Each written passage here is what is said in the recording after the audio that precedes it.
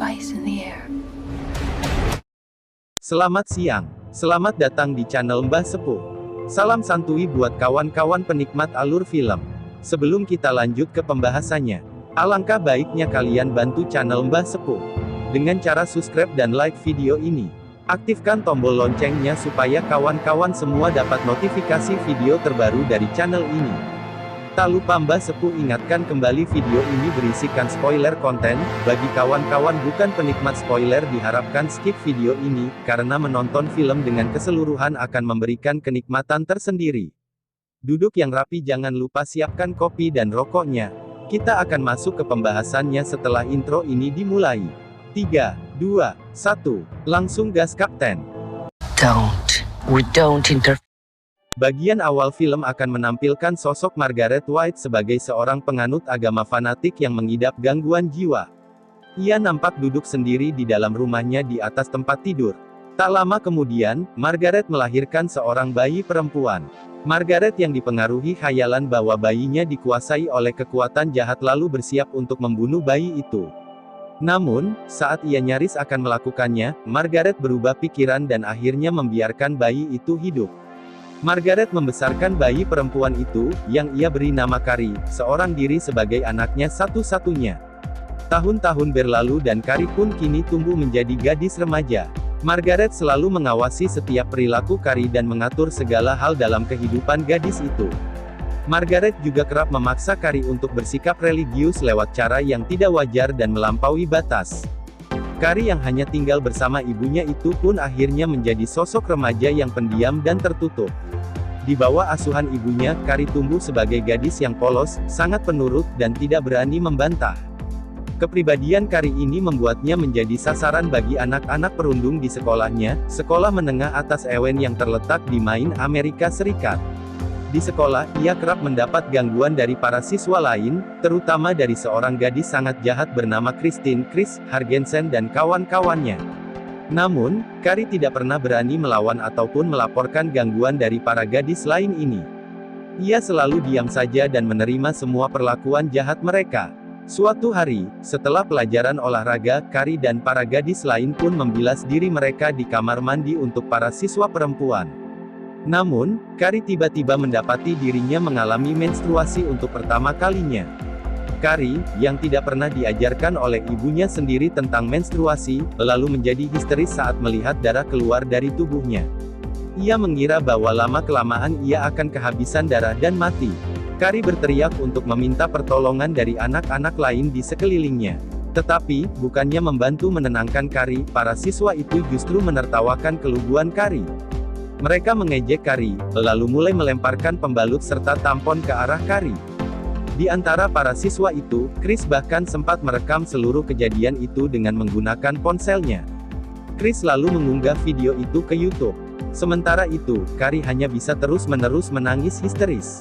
Ia sangat panik dan bingung dengan apa yang sebenarnya terjadi. Untungnya, tak lama kemudian, guru olahraga mereka Miss Desjardins datang dan menolong Carrie. Ia menenangkan Carrie dan menelepon Margaret untuk menjemput Carrie lebih awal. Setelah Margaret membawa pulang Carrie, ia mengatakan bahwa menstruasi merupakan sebuah bentuk dosa.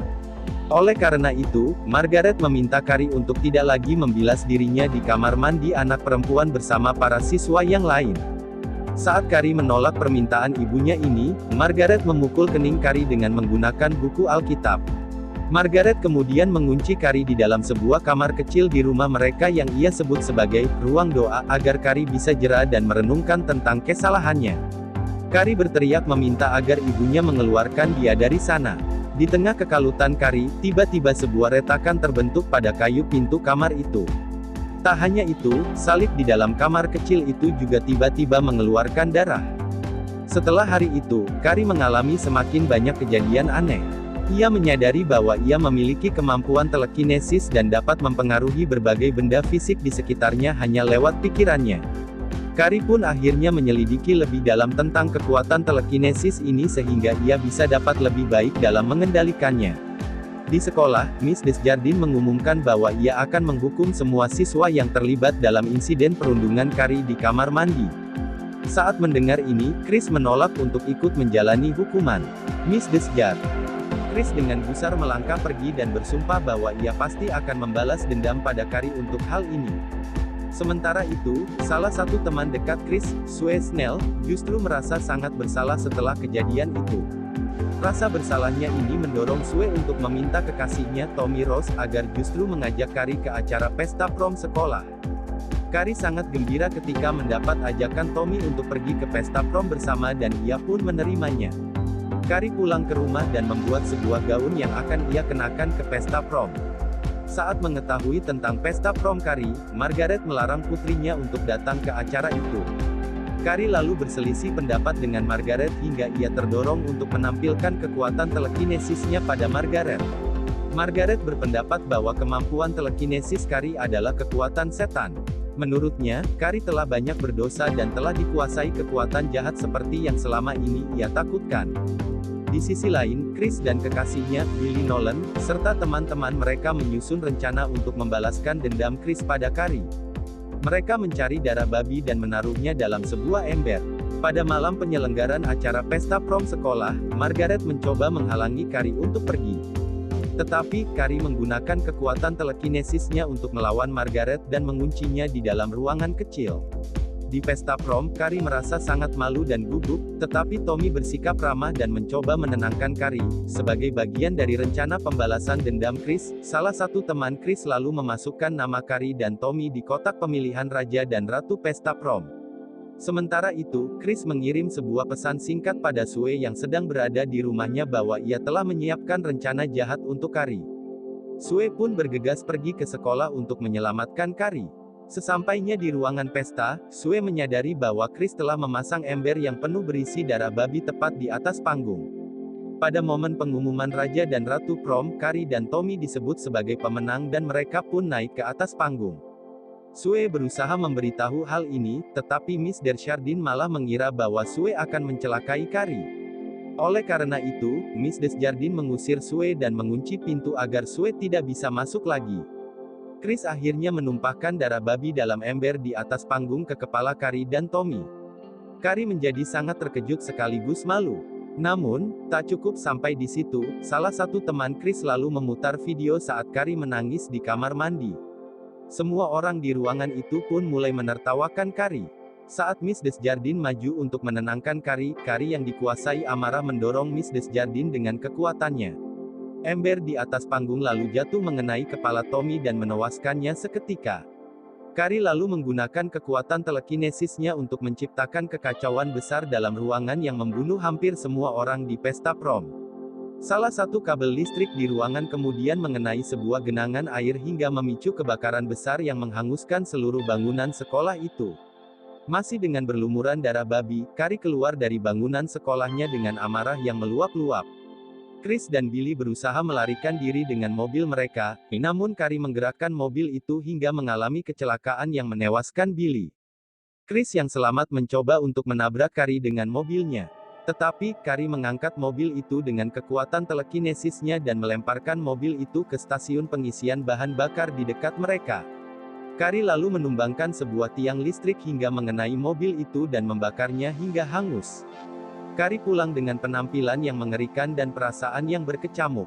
Setelah mandi dan berganti pakaian, Carrie yang merasa bersalah pada ibunya lalu mengungkapkan seluruh kejadian yang ia alami sambil menangis. Keduanya lalu berpelukan. Margaret menceritakan tentang awal dia mengandung Carrie. Tapi di akhir pembicaraan mereka, Margaret tiba-tiba menusuk punggung Carrie dengan pisau. Margaret mengatakan bahwa ia harus membunuh Carrie untuk mencegah agar ia tidak lagi dirasuki oleh setan. Carrie mempertahankan diri dengan melemparkan berbagai benda tajam yang seketika itu membunuh Margaret. Setelah melakukan ini, Carrie menjadi histeris dan kehilangan pikiran jernihnya. Ia mendatangkan batu dari berbagai arah dan menghujani rumahnya sendiri dengan batu-batu itu agar hancur. Sue datang ketika kejadian itu berlangsung. Saat melihat Sue, Carrie mengangkat gadis itu dan mencoba membunuhnya. Namun, ia kemudian menyadari bahwa Sue sedang mengandung seorang bayi saat itu. Oleh karena itu, Carrie mengeluarkan Sue dari dalam rumahnya untuk menyelamatkan Sue. Tak lama kemudian, rumah itu pun hancur dan rata dengan tanah, dan Carrie ikut terkubur di dalamnya. Setelah memberikan kesaksiannya di pengadilan tentang kejadian itu, Sue lalu mengunjungi makam Kari dan ibunya. Ia menaruh mawar putih di batu nisan Kari yang dicoret-coret oleh warga yang membencinya. Saat Sue pergi, batu nisan itu tiba-tiba terbelah dan terdengar suara teriakan marah Kari dari dalam kuburan. Terima kasih sudah mampir di channel Mbah Sepuh. Jika kalian suka dengan video ini, bantu Mbah Sepuh dengan cara klik subscribe dan like channel ini. Sampai jumpa kembali di video berikutnya.